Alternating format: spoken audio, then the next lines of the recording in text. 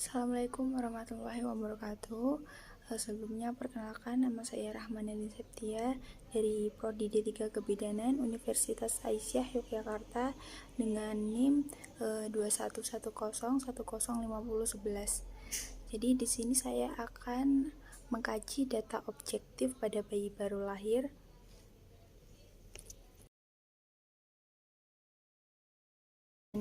Baik, bismillahirrahmanirrahim. Saya akan memulai pemeriksaan fisik pada bayi baru lahir, tetapi saya akan mencuci tangan terlebih dahulu. Binar di matamu, kembali luluhkan hatiku untuk jagamu. Merangkai kembali alur kita yang telah lalu dan terkubur kecewa. Mungkinkah berakhir bahagia, jalani cerita bersama.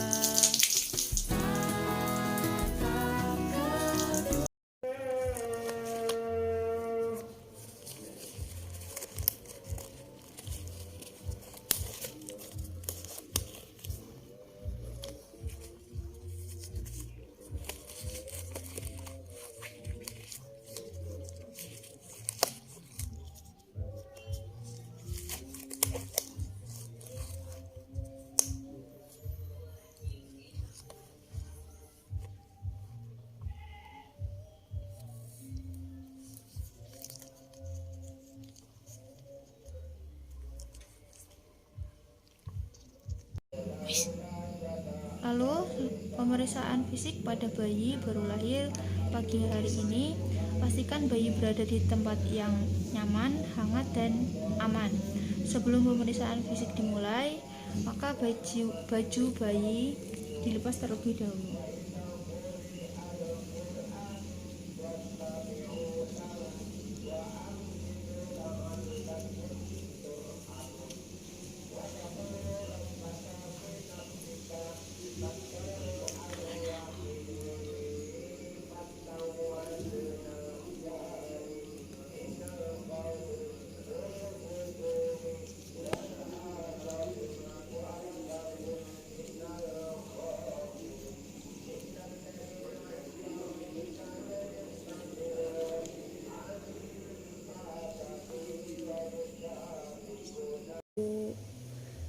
Baik, jadi setelah baju bayi dilepas, lalu pemeriksaan yang pertama adalah pemeriksaan antropometrik yang meliputi panjang badan, berat badan, lingkar kepala, lalu lingkar dada, panjang lengan atas.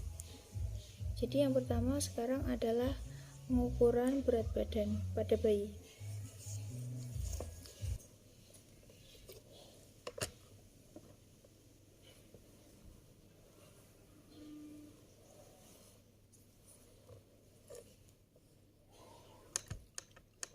Nah, normal berat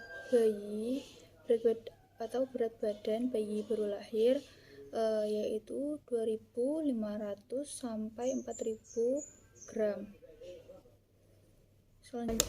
Lalu selanjutnya adalah pengukuran panjang bayi atau panjang bayi baru lahir. Normalnya itu 47 cm. Lalu selanjutnya yang ketiga adalah pemeriksaan circumventral fronto-occipitalis, yaitu pengukuran lingkar kepala. Mengukurnya menggunakan ukuran ini, jadi dari bawah kepala ke autoparientalis. Normalnya lingkaran kepala bayi yaitu 34 cm. Lalu selanjutnya adalah lingkaran dada. Lingkaran dada sama juga dari bawah ke atas, yaitu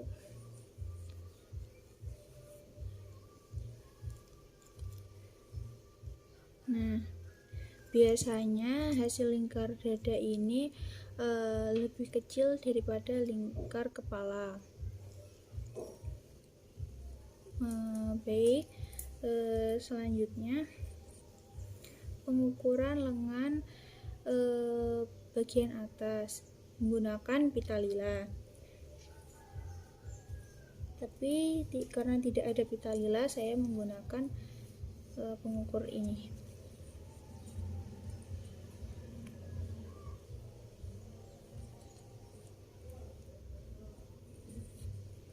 Biasanya lebar lengan bagian atas pada bayi yang baru lahir ini 11 cm. Yang diukur biasanya satu bagian saja, karena bagian tangan kanan dan kiri pada bayi itu sama simetrisnya.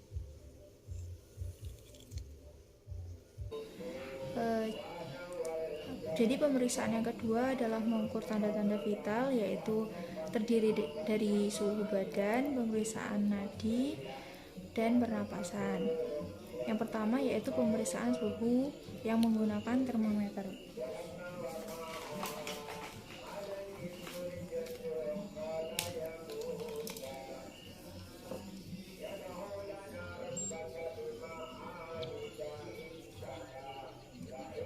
Pemeriksaan suhu badan pada bayi yang baru lahir ini normalnya itu 36,5 sampai 37,5 derajat Celcius.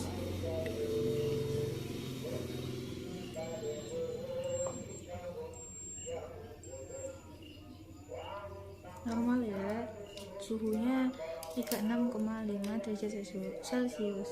Lalu pemeriksaan yang selanjutnya adalah pemeriksaan pernapasan. Bisa dilihat dari kembang kempis perutnya.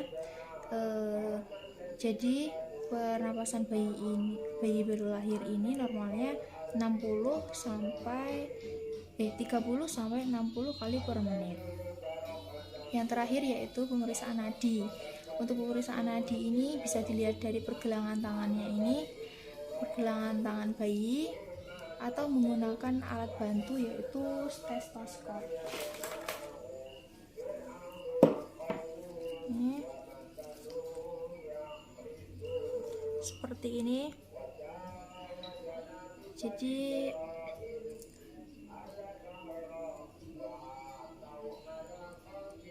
normal nadi pada bayi baru lahir itu 100 sampai 160 kali per menit. Bila umur bayi semakin tua, frekuensi nadi dan pernapasannya semakin berkurang.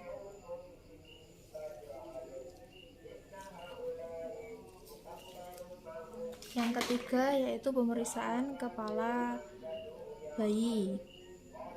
Jadi pemeriksaannya secara hati-hati,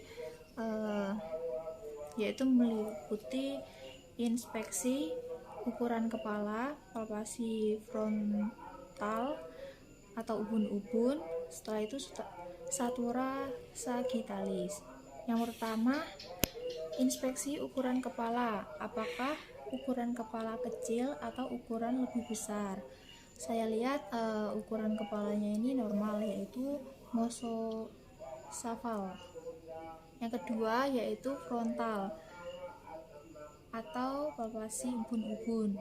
Jadi ubun-ubunnya datar atau cekung atau menonjol. Setelah saya amati, yaitu ubun-ubunnya datar. Yang ketiga, statura sagittalis, yaitu adanya timbang tindih atau tidak. Yang keempat, persebaran rambut merata atau tidak pada bayi ini. Setelah saya amati, persebaran rambutnya pipih dan normal. Yang kelima, cek adanya ubun-ubun atau tidak. Jika ada, mungkin ini kemungkinan kemungkinan dari air atau darah. Jika tidak ada, maka normal. Setelah itu yang keempat, yaitu pemeriksaan telinga, apakah simetris atau tidak, terus berlubang, dan apakah mengeluarkan cairan atau tidak. Setelah saya amati, simetris, berlubang, dan tidak ada keluar cairan. Lalu di bawah telinga dicek adakah ada benjolan atau tidak. Ternyata tidak ada. Pada usia bayi 3 bulan, pendengaran bisa dilakukan. Untuk pengecekan pendengaran itu bisa dilakukan di dokter THT. Lalu pemeriksaan yang kelima, pemeriksaan mata,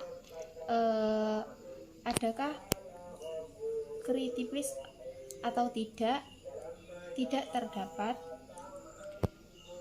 Ternyata jika terdapat maka akan sembuh 1-2 minggu. Jika tidak kunjung sembuh, segera konsultasi ke dokter mata. Lalu yang selanjutnya dicek adakah bintik putih pada selaput mata. Ternyata tidak ada. Selanjutnya pemeriksaan refleks mata bayi menggunakan lampu atau senter. Jadi pemeriksaan refleksnya bagus. Setelah itu pemeriksaan mata selanjutnya adalah burning, yaitu mengikuti arah lampu atau tidak. Ternyata mengikuti, jadi normal karena dia mengikuti arah cahayanya. Selanjutnya refleks eye blink, ketika cahaya akan berkedip, bayi ini berkedip. Lalu refleks pupil lari, ketika cahaya senter mendekati, maka pupilnya ini mengecil, dan jika dijauhkan pupilnya membesar.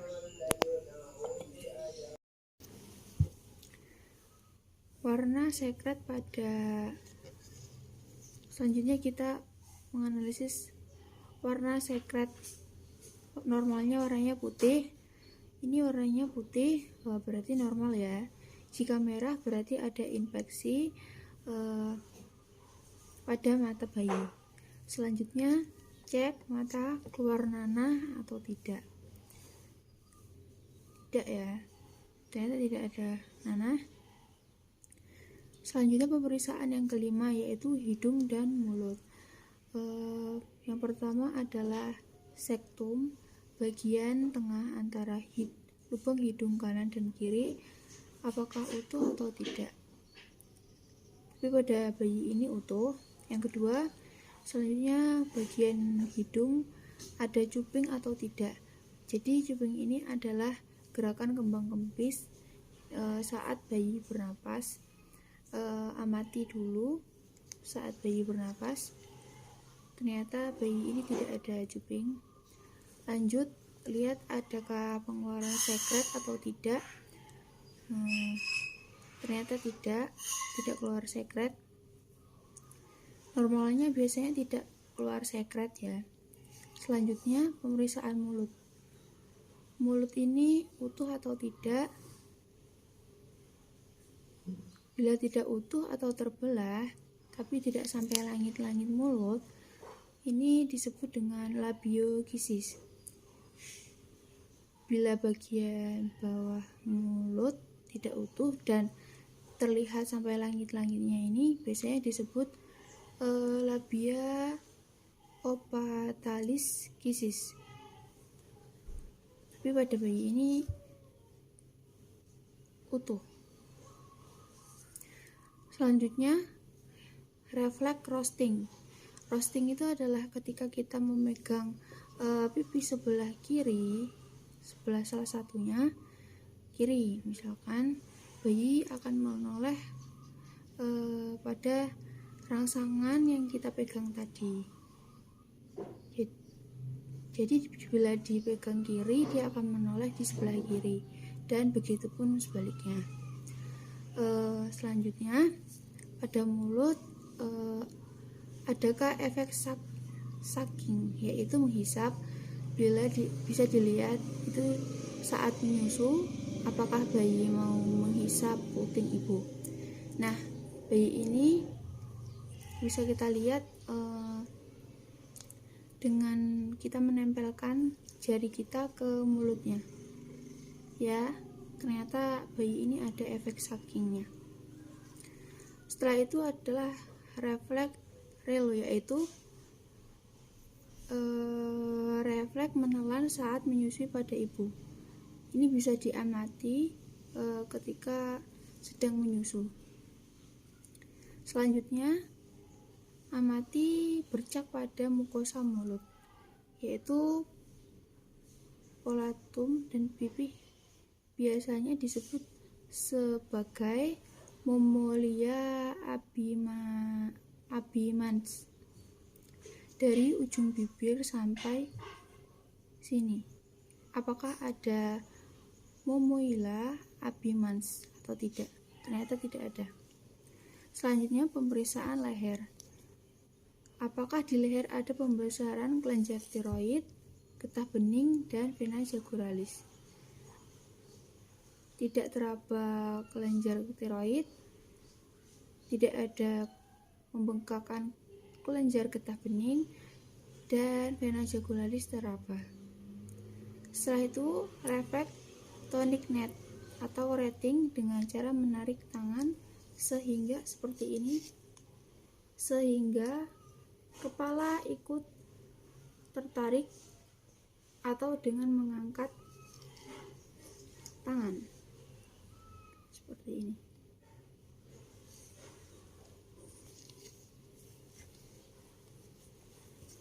Selanjutnya, bayi jika dikesampingkan ke kiri maka akan menengok ke kiri, dan begitu pun sebaliknya dengan cara kita mengangkat tangan seperti ini. Jika dia seperti ini, jika dia diangkat sebelah kiri maka dia akan menengok di sebelah kiri. Sebaliknya, jika dia diangkat di sebelah kanan maka dia akan menengok di sebelah kanan. Yang terakhir yaitu cek kekuatan pada leher, yaitu dengan cara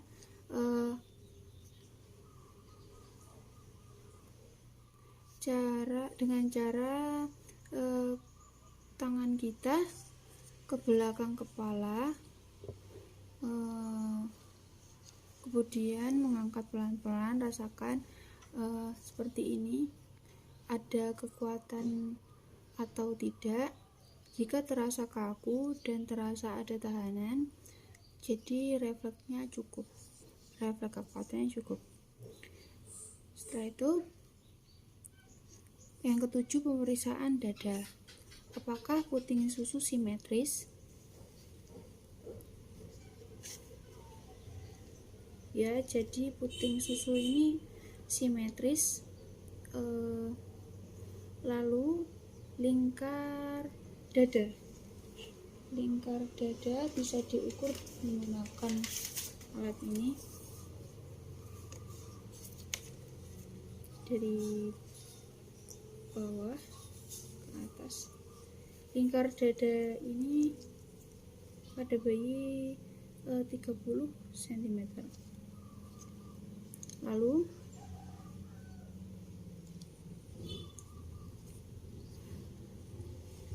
selanjutnya, refleksi dinding dada, stridor, dan waxing. Ini bisa dicek menggunakan alat bantu stetoskop. Bisa kita dengarkan refleksi dinding dadanya, stridornya, dan waxing. Ternyata tidak ada permasalahan pada napasnya, berarti normal. Selanjutnya, Yang kedelapan, pemeriksaan pada perut bayi. Bila bayi dipegang perutnya tidak menangis, berarti perutnya lembek dan tidak kaku. Atau sebaliknya, bisa saja perutnya terasa keras. Jika keras, dipegang tidak menangis, perlu dicurigai ada masalah pada abdomen. Setelah itu, selanjutnya tali pusat basah atau kering. Jika basah, jika masih basah, bisa dilihat bayi ini sudah berapa hari lahir. Bayi ini sudah lahir 3 hari, tetapi sudah lumayan kering. Biasanya 1-2 hari lagi tali pusatnya akan lepas. Selanjutnya, bagian sekitar tali pusat terdapat ruam atau tidak, dan perdarahan atau tidak. Ternyata tidak ada. Lanjut yang 9, yaitu genitalia. Karena bayi ini perempuan, jadi yang kita periksa adalah vagina, uretra, dan anus. Sudah terlihat atau belum? Yang pertama, labia mayora dan minora masih menyatu satu sama lain, tidak terpisah seperti wanita dewasa. Lalu uretranya berlubang atau belum, bisa ditandai dengan sudah atau belum BAB-nya. Bayi ini sudah kencing ya, tadi sudah BAK.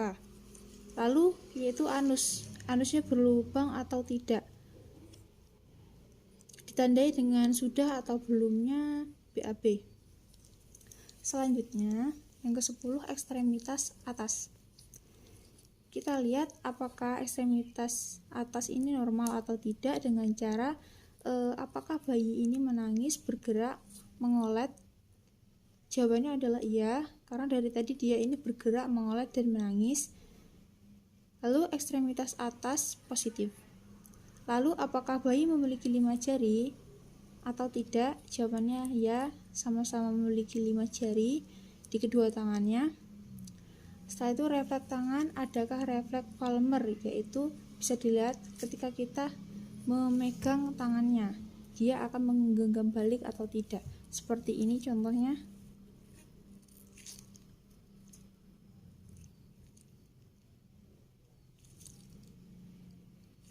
Seperti itu. Selanjutnya, refleks more bisa dicek dengan cara menggeprek tempat tidurnya.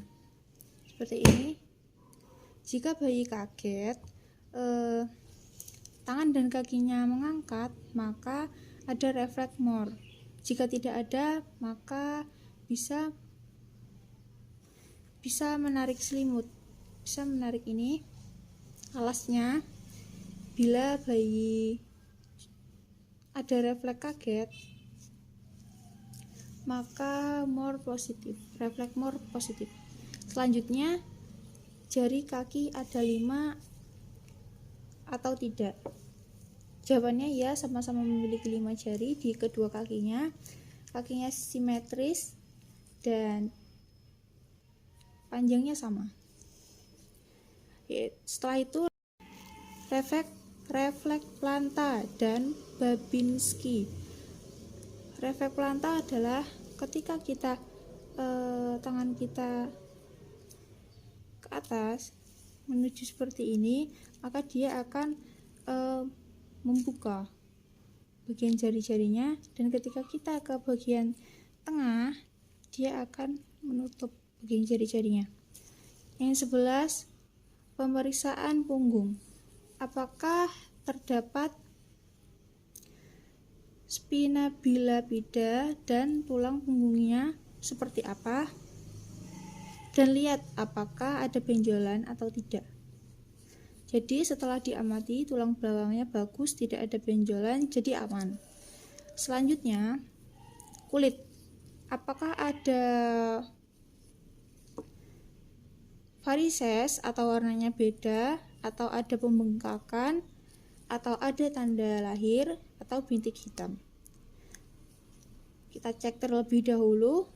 ternyata tidak ada, hanya ada tanda lahir saja, tidak ada warna yang berbeda, tidak ada varises, tidak ada pembengkakan, dan tidak ada bintik hitam. Setelah pemeriksaan fisik selesai, bayi dipakaikan baju agar tidak terasa kedinginan.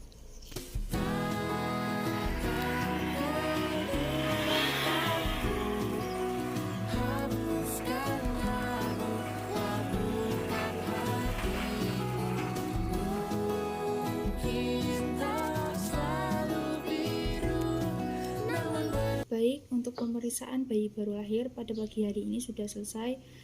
Sebelumnya, jika ada kesalahan, saya mohon maaf. Wassalamualaikum warahmatullahi wabarakatuh. Terima kasih.